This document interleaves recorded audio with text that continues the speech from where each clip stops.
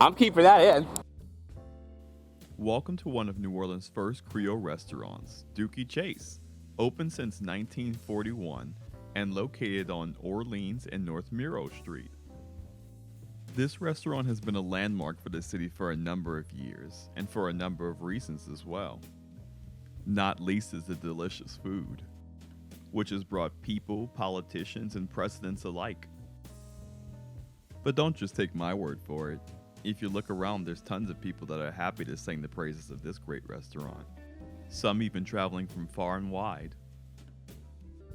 One more time. Dooky Chase is the best. Personal opinions. You heard it. You heard it. You heard it. Miles. 6,000 miles from Chicago to be here. And I wouldn't miss Dooky Chase. You heard it here first. And beyond just the food itself, the restaurant has a storied history, some aspects of which even inspired Disney.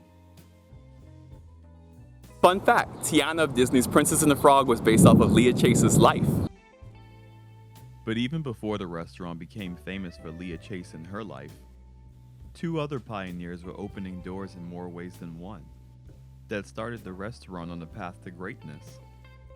In 1939, Edgar Dooky Chase Sr. and his wife Emily started a sandwich shop, but over time it evolved and grew into a restaurant in 1941.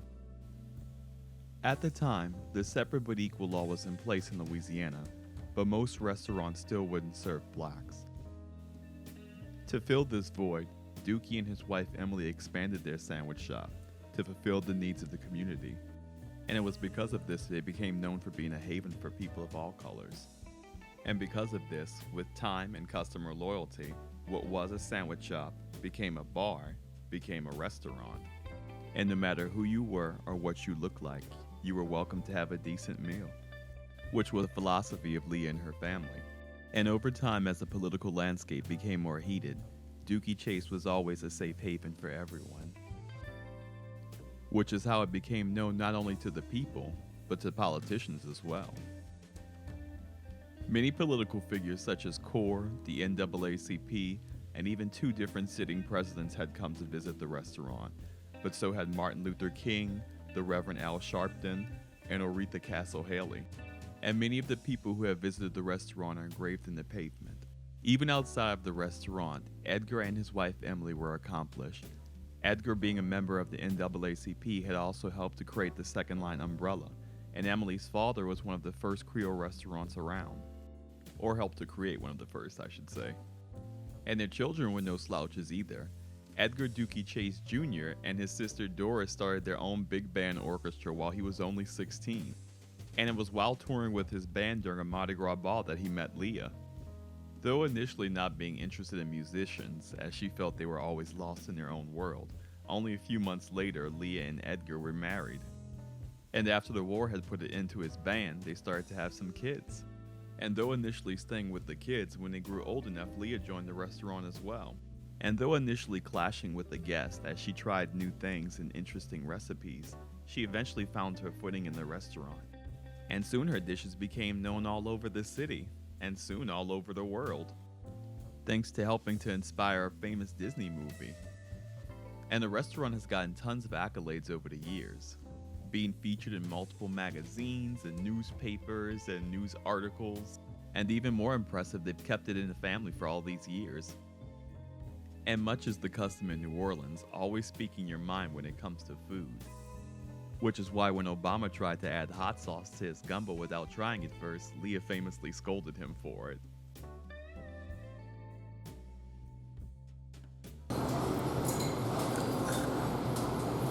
And she was right to scold him too. It doesn't need hot sauce.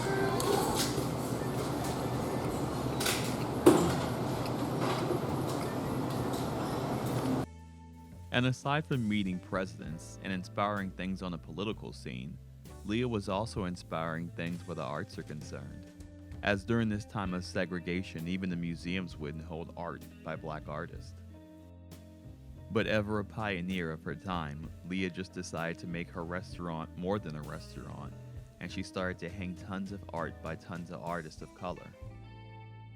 And soon the restaurant was not only synonymous with food, but art as well.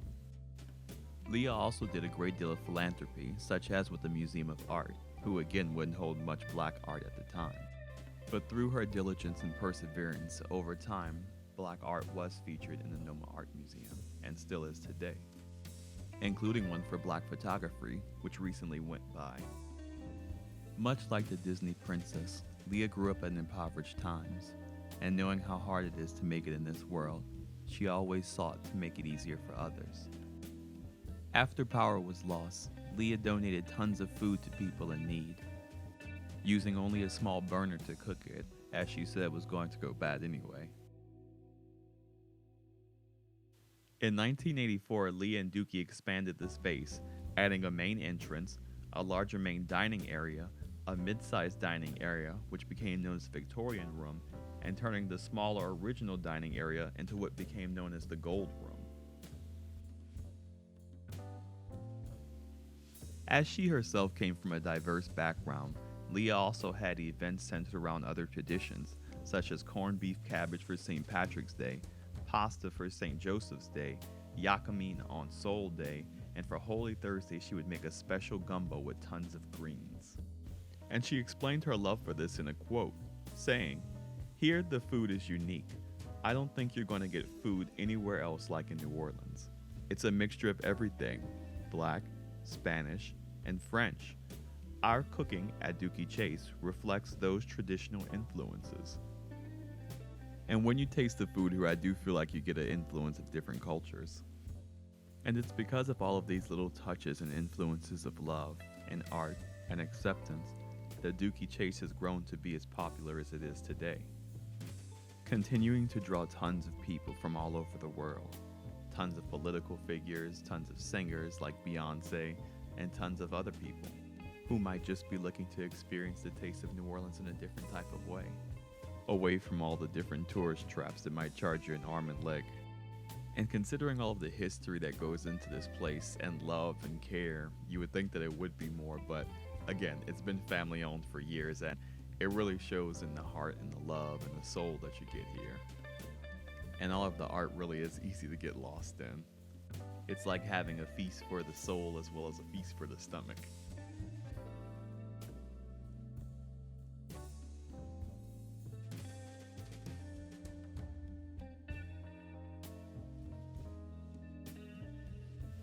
After the movie The Princess and the Frog had finished wrapping, one of the artists who helped work on the movie had made a painting, and Disney ended up giving it to the restaurant, again as a thank you for the inspiration. Sitting amongst all of the other beautiful art, a reminder of how creative and unique New Orleans can be. It's places like this that remind you just how much history actually goes into this city. I've passed this restaurant so many times for so many years on my way to Delgado, on my way to work, just in passing, and I've never even considered how old this place was or how much history it had until I just came in one day wondering and just looking around. And even though I knew the bit of trivia about Princess Tiana over time, I just kind of spaced out and forgot about it. But that's what I love about this city and places like this in the city. There's, again, just so much history and so much that you can learn just by walking down the street or just wondering about something one day. It should also be noted that the restaurant had no clue about really what social media was or what I was talking about when I came in. It was just like, hey, I'd like to do some videos and some TikToks and YouTubes about your restaurant. And the owner was just like, what? Okay, I don't really get that, but sure, look around. And I told them initially, like, I went there the day before, telling them it was gonna be like 15 minutes. I was there for like 3 to 4 hours, just going around getting different films and clips of things. And the family was really gracious and really sweet. They just were just like, sure, get shots of this. And that's Tracy. She was one of the people that actually owns the restaurant, and she was at tons of tables, constantly checking on people, consistently making sure that everybody was okay and just enjoying themselves. And that again is something that I heard Leah was famous for too. So it just goes again to show how amazing the family is, the community is, and again why it's so great to have New Orleans restaurants with just the family owned spirit. And I'm super grateful again to them for allowing me so much access and also allowing me the gumbo to try and just everything. They were just really sweet people. And if you pause on this, there's tons of information on this too. Again, another great perk of New Orleans. There are signs and plaques all around the city that give you information on different focal points, such as Dooky Chase, and also beautiful murals like this that are just littered around the city that you can find too. And yeah, that's just a bit about Dooky Chase, the restaurant. So I hope you enjoyed this, because I enjoyed making this video about it, even though it took me quite a while, because figuring out how to edit things on YouTube versus TikTok was a daunting task, and my computer really sucks right now, but it was worth it for me.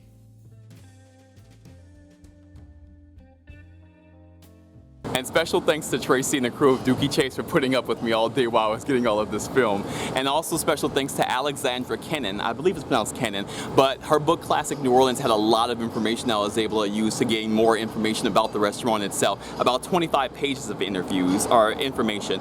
They also have quotes that Leah had in her cookbook, as well as a recipe to one of her gumbo. They also have this picture of her in there too. There's also an interview between her and the book's author as well. It's about 5 or 6 pages long. So if you want more information about the restaurant and other restaurants in New Orleans, this is a really good book. It was at Walmart or Walgreens for like $25, so definitely pick it up if you want to learn more. And thank you again to Tracy and the team at Dooky Chase.